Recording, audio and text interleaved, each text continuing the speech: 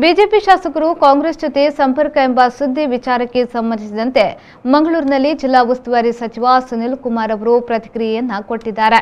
ಎಲ್ಲಿ ಅಭದ್ರತೆ ಯಾವ ಪಕ್ಷಕ್ಕೆ ಇರುತ್ತೋ ಅವರಿಗೆ ಅಭದ್ರತೆಯಿಂದ ಹೊರಗಿನವರನ್ನ ಕರೆದುಕೊಂಡು ಬರಬೇಕು ಅನಿಸುತ್ತಾ ಕಾಂಗ್ರೆಸ್ಸಿಗೆ ಅಭದ್ರತೆ ಕಾಡ್ತಿದೆ. ಹೀಗಾಗಿ ಬೇರೆಯವರು ಬರ್ತಾರೆ ಅಂತ ಅನಿಸ್ತಿದೆ. ಇವತ್ತು ಇಡೀ ದೇಶದಲ್ಲಿ ಕಾಂಗ್ರೆಸ್ ಖಾಲಿಯಾಗ್ತಿದೆ. ರಾಜ್ಯದಲ್ಲೂ ನಿಧಾನವಾಗಿ ಖಾಲಿಯಾಗ್ತಿದೆ.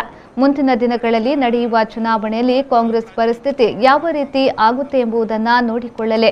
ಕಾಂಗ್ರೆಸ್ ಪಕ್ಷ ಒಡೆದ ಮನೆಯಾಗಿದೆ. ಅವರ ಸ್ಥಿತಿ ಏನಾಗಿದೆ ಗೊತ್ತಾಗಿದೆ. ನಾವು ಬೊಮ್ಮಾಯಿ ನೇತೃತ್ವದಲ್ಲಿ ಮತ್ತೆ ಅಧಿಕಾರಕ್ಕೆ ಬರುತ್ತೇವೆ ಎಂದು ಸಚಿವರು ವಿಶ್ವಾಸ ವ್ಯಕ್ತಪಡಿಸಿದರು. ಎಲ್ಲಿ ಅಭದ್ರತೆ ಯಾವ ಪಾರ್ಟಿಗಿರುತ್ತೋ ಅವರಿಗೆ ಅಭದ್ರತೆಯಿಂದ ಹೊರಗಿನವ್ರನ್ನ ಕರ್ಕೊಂಡು ಬರಬೇಕು ಅಂತ ಅನ್ಸುತ್ತೆ.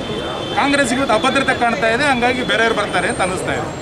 ನನಗನ್ಸುತ್ತೆ ಇವತ್ತು ಇಡೀ ದೇಶದಲ್ಲಿ ಕಾಂಗ್ರೆಸ್ ಇವತ್ತು ಖಾಲಿ ಆಗ್ತಾ ಇರುವಂಥ ಸಂದರ್ಭದಲ್ಲಿ ರಾಜ್ಯದಲ್ಲೂ ಕೂಡ ನಿಧಾನವಾಗಿ ಖಾಲಿ ಆಗಲಿಕ್ಕೆ ಪ್ರಾರಂಭ ಆಗುತ್ತೆ.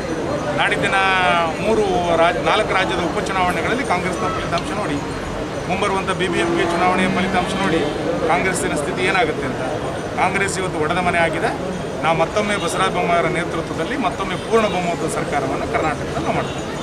Thank you sir.